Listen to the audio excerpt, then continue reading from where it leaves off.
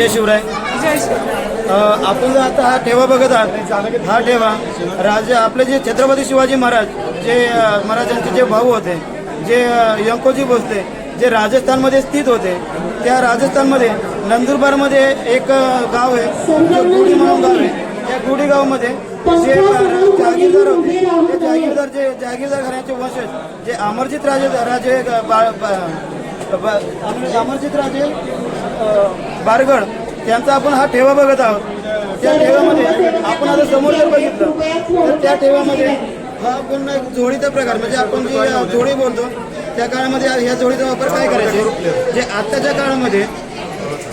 आत्ताच्या काळामध्ये आपण जे सोने नाणे किंवा मौल्यवान वस्तू आपण आताच्या काळामध्ये कुठे ठेवतो तर कपाटामध्ये, तर त्या काळामध्ये सोने नाणे किंवा त्यांच्या जरीचे वगैरे जे मागले कपडे वगैरे जे असतील ते अशा प्रकारच्या जोडीमध्ये हे ह्याच्यामध्ये ठेवायचे, त्या संदुकीमध्ये वगैरे ठेवायचे. त्याच्यानंतर तुम्ही जर वरती बघितलं सिंहासनावर मांडायचा कपडा आहे. तो कपडा जर बघितला तर तुम्ही 225 वर्ष जुना आहे. त्याच खाली जर तुम्ही बघितलं तर हा 250 वर्षापूर्वीचा जो घोड्यावरती वापरण्यात आलेला घोड्यावरती वापरण्यात आलेला कपडा आहे, त्याला फुगीर म्हणतो. फुगीरेवरती जो कपडा असतो तो हा कपडा. त्याच्यानंतर त्याच्या बाजूला जर बघितला तो 250 वर्षापूर्वीचा जे नजराणा वगैरे देण्यासाठी जे तबक असायचा त्या तबकावरती टाकायचा रुमाल हा जवळपास 225 वर्ष जुना आहे. त्याच्यानंतर जर आपण थोडं पुढे आल्याच्या नंतर हे 2 प्रकारचे फेट्यांचे प्रकार आहेत. त्या फेट्यांच्या प्रकारामध्ये हा जरीचा फेटा आहे, तो जवळपास 150 वर्षपूर्वी म्हणजे यांचे पंजोबा किंवा आजोबा ते वापरत असतील त्या टायमिंगचा हा जरीचा फेटा आहे. त्याच्यानंतर त्याच्या बाजूला जर बघितला तर हा त्यांची मानाची पगडी, जे शिवाजी महाराजांच्या काळामध्ये जे दरबारामध्ये मान द्यायचा, त्या मानामध्ये तलवार असायची, पगडी असायची, मानाचं कडं असायचं. त्याच पद्धतीने जे आपलं राजस्थानमध्ये जे आपलं हे होते गादी होती त्या गादीला पण असं मान देण्यात येत होते, ती त्यांची मानाची पगडी. त्याच्यानंतर थोडं पुढे आल्याच्यानंतर हे तुम्हाला ताम्रपत्र दिसते. ताम्रपत्राचा अर्थ काय तर त्या टायमिंगमध्ये जी जागिरी द्यायची ती जागिरी हे ताम्रपत्रावरती खलिदावरती का नाही तर खलिदा हा कागदापासून बनवलेला होता, तो कालांतराने तो नष्ट होऊ शकत होता. त्याच्यामुळं महाराजांनी त्या ताम्रपत्राचा वापर करण्याचा निर्णय घेतला होता आणि या ताम्रपत्रावरती ते पूर्ण जे जागिरी वगैरे जे आहे त्याच्यामध्ये नमूद करून द्यायचे. त्याच्यानंतर तुम्ही जर थोडं पुढं अजून अलीकडे आलं तर तुम्हाला इथं बॅचेस दिसत, जे बॅच बिल्ले वगैरे दिसतात, जसे की ज्या पद्धतीचे आहेत. हे बॅच बिल्ले 130 वर्षापूर्वी म्हणजे राजेशाही गेल्याच्या नंतर ज्यावेळेस ब्रिटिशशाही इंग्रज सरकार आलं त्या टायमिंगमध्ये अशा प्रकारचे बॅचेस वापरायचे. या प्रकारचे 2 बॅचेस आहेत. या 2 प्रकारचे बॅचेस वापरायला चालू केले. हे बॅचेस कशासाठी वापरायचे, जे आता त्या काळातले ब्रिटिश आहे म्हणजे आत्ताची जी आपली भारताचं सरकार आहे त्या काळामध्ये भारतावरती ब्रिटिश सरकार होतं. त्या ब्रिटिश सरकारमध्ये यांचे वंशज 130 वर्षापूर्वी ब्रिटिशमध्ये काम करत होते. त्या टायमिंगमध्ये ज्यावेळेस ब्रिटिश सरकारमध्ये ते काम करत आहे त्या टायमिंगमध्ये त्यांची ओळख म्हणून हे त्यांचे बॅच बिल्ले आहेत. ते तुम्ही इथं बघितलं या बॅच बिल्ल्याचं संक्षिप्त तुम्हाला दिसतंय. याच्यावरती स्पष्ट लिहिलेले आहे 130 ते 132 वर्ष जुने ब्रिटिशकालीन 5 नग होते. हे 1, हे 2, 3, 4 आणि इथे एक 5वा आहे ते 5वा. त्याच्यानंतर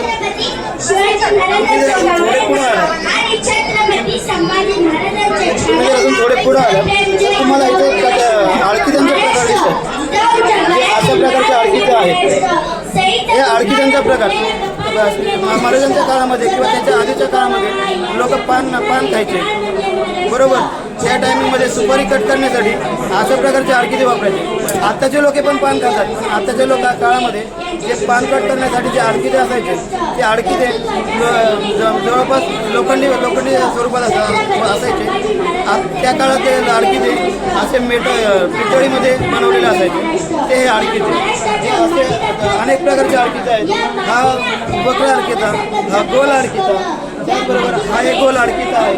त्याचबरोबर असे मोठ्या आडकित्यांबरोबरच अशा छोट्या प्रकारचे आडकिते सुद्धा आहेत.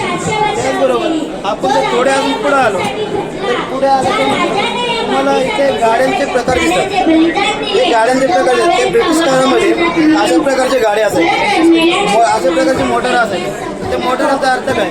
आता हा मोटर, ही जी मोटर आहे त्या काळामध्ये मोटर ही आता डेमो मोटर आहे. त्याचबरोबर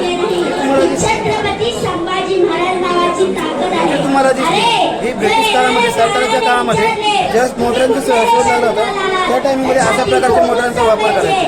त्याच्यानंतर तुम्ही जर बघितलं जुन्या काळामध्ये पण लोक पान खायचे. आताचे लोक पान खातात. जुन्या काळातलं पानपुडे जे असतात ते पानपुडे आताच्या काळातलं पानपुडे बघितलं तर ते पानपुडे स्टीलमध्ये गोल आकाराचे किंवा चौकोनी आकाराचे असतात. त्या काळामध्ये जे पानपुडे असतात त्या काळातले पानपुडे अशा गाडीच्या डिझाईनमध्ये बनवतात. अनेक वेगवेगळ्या प्रकारमध्ये डिझाईन बनवतात. तुम्ही जर बघितलं तर ही गाडीची डिझाईन आहे. लांबणी जर बघितलं तर गाडी दिसते. पण जर आपण जवळ गेलो ओपन केलं तर हे झाकण आहे. हे झाकण ओपन केलं तर याच्यामध्ये आपण काठ ठेवू शकतो, सुपारी ठेवू शकतो, चुना ठेवू शकतो आणि आपण जे सुगंधी झाडीची गुलकंद वगैरे ठेवतो ते ठेवू शकतो. पण फक्त एवढं ठेवून उपयोग नाही, बरोबर ना? मग त्याच्याबरोबर आपल्याला पान ठेवायला जागा पाहिजे. पानासाठी स्टोरेज म्हणून त्यांनी त्या काळामध्ये अशा पद्धतीचा वापर चालू केला. याच्यामध्ये पान प्लस कटर ठेवायला लागतो. त्याच्यानंतर जर तुम्ही थोडे पुढे आला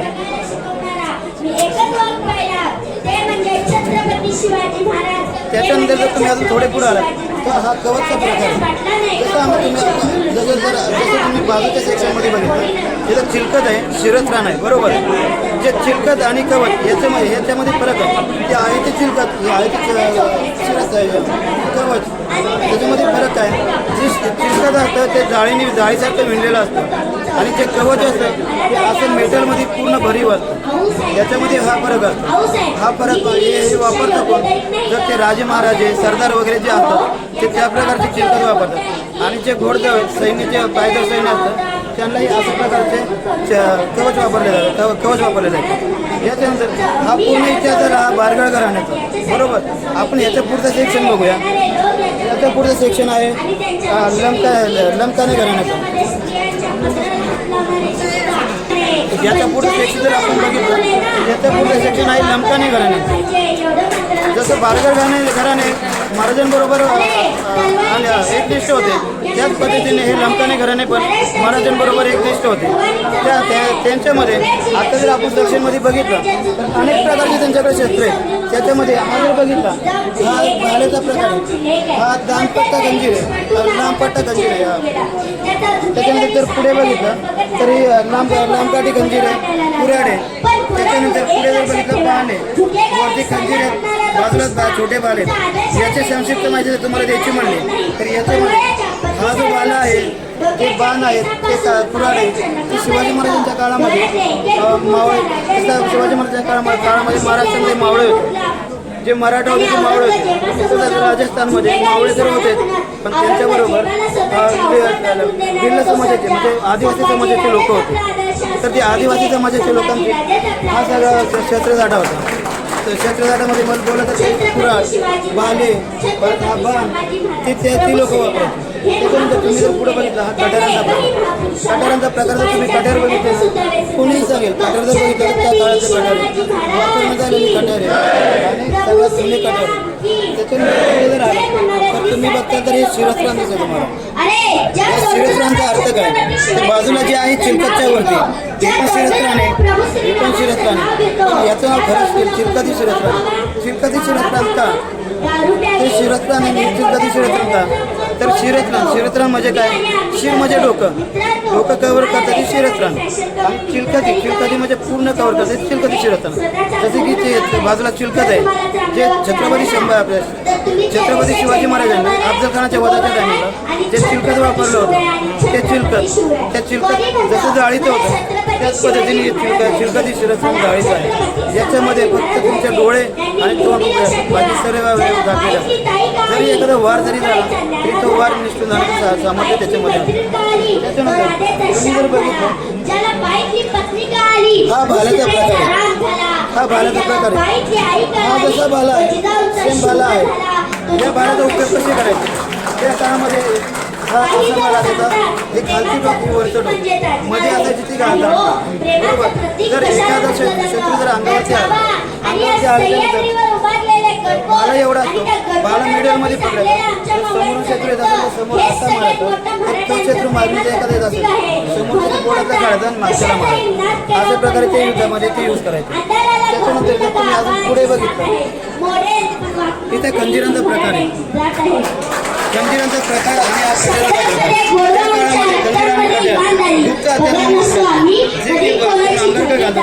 महाराजांच्या तुम्ही बघितला महाराजांच्या कमरेला अशा प्रकारचे कटारी असायचे, सरदारांच्या कमरेला अशा प्रकारच्या खंजीर असायच्या, कटारी असायच्या, ते फक्त हत्यार म्हणून वापरायचे.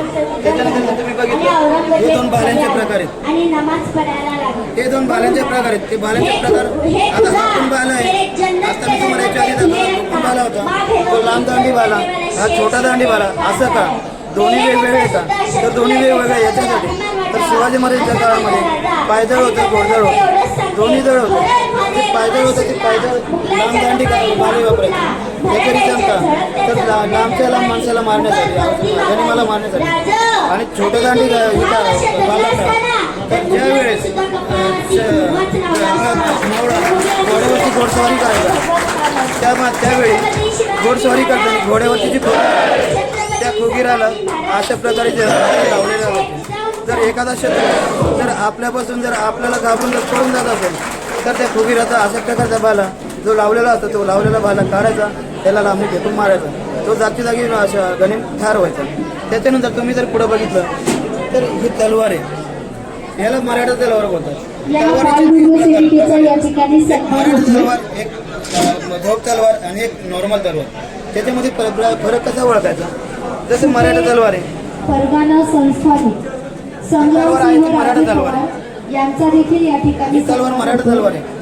ह्याचा जो सेप आहे तो वक्र सेप आहे, हा वक्र सेप म्हणून मराठा. त्याचबरोबर याची दुसरी ओळखाची पद्धत काय तर ह्याची मुठीचा भाग आहे, मुठीचा भाग ही तोंड लांब असते, परत मूठ ज्यावेळेस आपण पकडतो हा पूर्ण आपल्याला कव्हर करतो, आणि ज्यावेळेस आपण तलवार सरळ पकडतो पूर्ण तलवारीचा वेळ त्या मुठीवरती येतं आणि फिरवताना आपल्याला व्यवस्थित फिरवता येतं.